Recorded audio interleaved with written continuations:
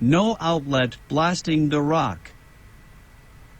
Ever since the commencement of our marvelous journey, I had experienced many surprises, had suffered from many illusions. I thought that I was case-hardened against all surprises, and could neither see nor hear anything to amaze me again. I was like a many who, having been round the world, finds himself wholly blasé and proof against the marvelous. When, however, I saw these two letters, which had been engraven 300 years before, I stood fixed in an attitude of mute surprise. Not only was there the signature of the learned and enterprising alchemist written in the rock, but I held in my hand the very identical instrument with which he had laboriously engraved it. It was impossible, without showing an amount of incredulity scarcely becoming a sane man, to deny the existence of the traveler, and the reality of that voyage which I believed all along to have been a myth, the mystification of some fertile brain. While these reflections were passing through my mind, my uncle, the professor, gave way to an access of feverish and poetical excitement. "Wonderful and glorious genius, great Saknussemm," he cried, "you have left no stone unturned, no resource omitted, to show to other mortals the way into the interior of our mighty globe, and your fellow creatures can find the trail left by your illustrious footsteps 300 years ago, at the bottom of these obscure subterranean abodes. You have been careful to secure for others the contemplation of these wonders and marvels of creation. Your name engraved at every important stage of your glorious journey leads the hopeful traveler direct to the great and mighty discovery to which you devoted such energy and courage.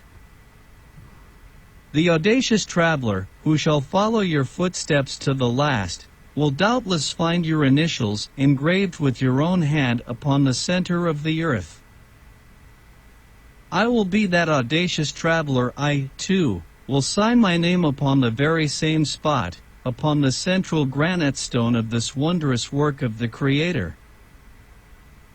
But in justice to your devotion, to your courage, and to your being the first to indicate the road, let this cape, seen by you upon the shores of this sea, discovered by you, be called, of all time, Cape Saknussemm. This is what I heard, and I began to be roused to the pitch of enthusiasm indicated by those words. A fierce excitement roused me. I forgot everything. The dangers of the voyage and the perils of the return journey were now as nothing. What another man had done in ages past could, I felt, be done again. I was determined to do it myself, and now nothing that man had accomplished appeared to me impossible. "Forward, forward," I cried in a burst of genuine and hearty enthusiasm. I had already started in the direction of the somber and gloomy gallery when the professor stopped me. He, the man so rash and hasty, he, the man so easily roused to the highest pitch of enthusiasm, checked me, and asked me to be patient and show more calm. "Let us return to our good friend, Hans," he said. "We will then bring the raft down to this place." I must say that though I at once yielded to my uncle's request, it was not without dissatisfaction, and I hastened along the rocks of that wonderful coast. "Do you know, my dear uncle," I said, as we walked along, "that we have been singularly helped by a concurrence of circumstances right up to this very moment?" "So you begin to see it, do you, Harry?" said the professor with a smile. "Doubtless," I responded, "and strangely enough, even the tempest has been the means of putting us on the right road." Blessings on the tempest! It brought us safely back to the very spot from which fine weather would have driven us forever. Supposing we had succeeded in reaching the southern and distant shores of this extraordinary sea, what would have become of us? The name of Saknussemm would never have appeared to us, and at this moment we should have been cast away upon an inhospitable coast, probably without an outlet. Yes, Harry, my boy, there is certainly something providential in that wandering at the mercy of wind and waves towards the south. We have come back exactly north, and what is better still, we fall upon this great discovery of Cape Saknussemm. I mean to say that it is more than surprising. There is something in it which is far beyond my comprehension. The coincidence is unheard of, marvelous. What matter? It is not our duty to explain facts, but to make the best possible use of them. Doubtless, my boy, but if you will allow me, said the really delighted professor. Excuse me, sir, but I see exactly how it will be. We shall take the northern route. We shall pass under the northern regions of Europe, under Sweden, under Russia, under Siberia, and who knows where, instead of burying ourselves under the burning plains and deserts of Africa, or beneath the mighty waves of the ocean, and that is all, at this stage of our journey, that I care to know. Let us advance, and heaven will be our guide. Yes, Harry, you are right, quite right, all is for the best. Let us abandon this horizontal sea, which could never have led to anything satisfactory. We shall descend, descend, and everlastingly descend. Do you know, my dear boy, that to reach the interior of the earth we have only 5,000 miles to travel? Bah! I cried, carried away by a burst of enthusiasm. The distance is scarcely worth speaking about. The thing is to make a start. My wild, mad, and incoherent speeches continued until we rejoined our patient and phlegmatic guide. All was, we found, prepared for an immediate departure. There was not a single parcel but what was in its proper place. We all took up our posts on the raft, and the sail being hoisted, Hans received his directions, and guided the frail bark towards Cape Saknussemm, as we had definitely named it. The wind was very unfavorable to a craft that was unable to sail close to the wind. It was constructed to go before the blast. We were continually reduced to pushing ourselves forward by means of poles. On several occasions the rocks ran far out into deep water and we were compelled to make a long round. At last, after 3 long and weary hours of navigation, that is to say, about 6 o'clock in the evening, we found a place at which we could land. I jumped on shore first. In my present state of excitement and enthusiasm, I was always first. My uncle and the Icelander followed.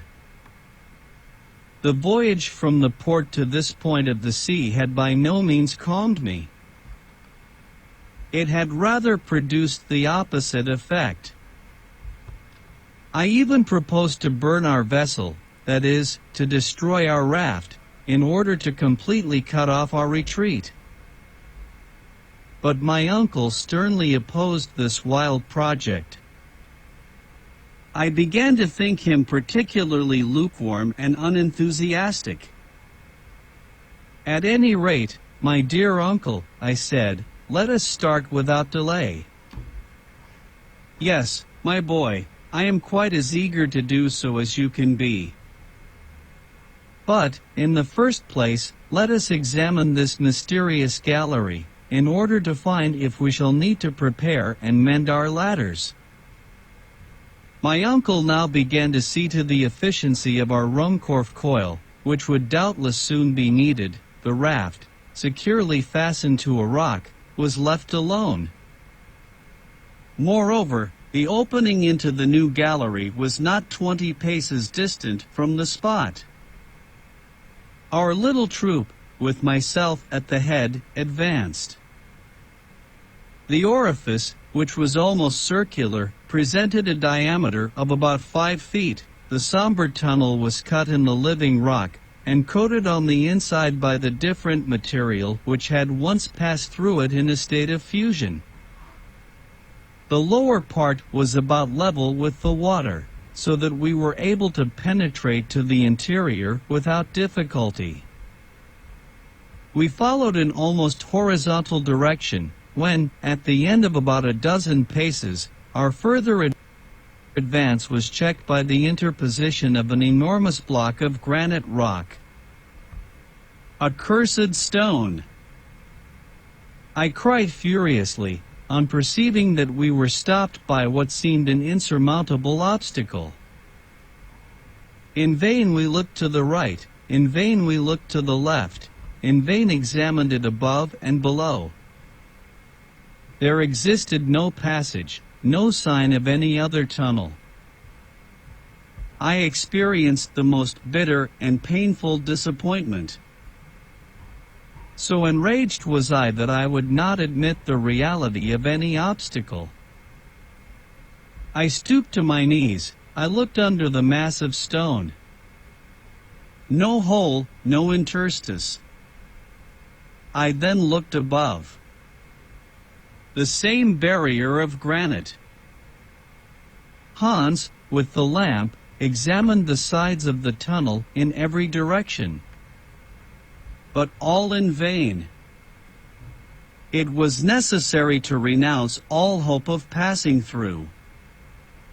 I had seated myself upon the ground. My uncle walked angrily and hopelessly up and down. He was evidently desperate. "But," I cried, after some moments' thought, "what about Arne Saknussemm?" "You are right," replied my uncle. "He can never have been checked by a lump of rock." "No, 10,000 times no," I cried, with extreme vivacity. This huge lump of rock, in consequence of some singular concussion, or process, one of those magnetic phenomena which have so often shaken the terrestrial crust, has in some unexpected way closed up the passage. Many and many years have passed away since the return of Saknussemm, and the fall of this huge block of granite. Is it not quite evident that this gallery was formerly the outlet for the pent-up lava in the interior of the earth, and that these eruptive matters then circulated freely? Look at these recent fissures in the granite roof. It is evidently formed of pieces of enormous stone, placed here as if by the hand of a giant, who had worked to make a strong and substantial arch. One day, after an unusually strong shock, the vast rock which stands in our way, and which was doubtless the key of a kind of arch, fell through to a level with the soil and has barred our further progress. We are right, then, in thinking that this is an unexpected obstacle, with which Saknussemm did not meet, and if we do not upset it in some way, we are unworthy of following in the footsteps of the great discoverer, and incapable of finding our way to the center of the earth. In this wild way I addressed my uncle. The zeal of the professor, his earnest longing for success, had become part and parcel of my being. I wholly forgot the past, I utterly despised the future. Nothing existed for me upon the surface of this spheroid in the bosom of which I was engulfed. No towns, no country, no Hamburg, no Königstrasse, not even my poor Gretchen, who by this time would believe me utterly lost in the interior of the earth. "Well," cried my uncle, roused to enthusiasm by my words, "let us go to work with pickaxes, with crowbars, with anything that comes to hand, but down with these terrible walls." It is far too tough and too big to be destroyed by a pickaxe or crowbar, I replied. What then? As I said, it is useless to think of overcoming such a difficulty by means of ordinary tools. What then? What else but gunpowder, a subterranean mine? Let us blow up the obstacle that stands in our way. Gunpowder. Yes, all we have to do is to get rid of this paltry obstacle. To work, Hans, to work, cried the professor. The Icelander went back to the raft, and soon returned with a huge crowbar, with which he began to dig a hole in the rock, which was to serve as a mine. It was by no means a slight task. It was necessary for our purpose to make a cavity large enough to hold 50 pounds of fulminating gun cotton, the expansive power of which is 4 times as great as that of ordinary gunpowder. I had now roused myself to an almost miraculous state of excitement. While Hans was at work, I actively assisted my uncle to prepare a long wick, made from damp gunpowder, the mass of which we finally enclosed in a bag of linen. "We are bound to go through," I cried, enthusiastically. "We are bound to go through," responded the professor, tapping me on the back.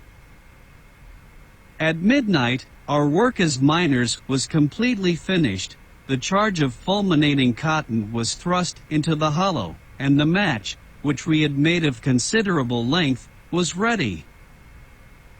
A spark was now sufficient to ignite this formidable engine, and to blow the rock to atoms. We will now rest until tomorrow. It was absolutely necessary to resign myself to my fate, and to consent to wait for the explosion for 6 weary hours.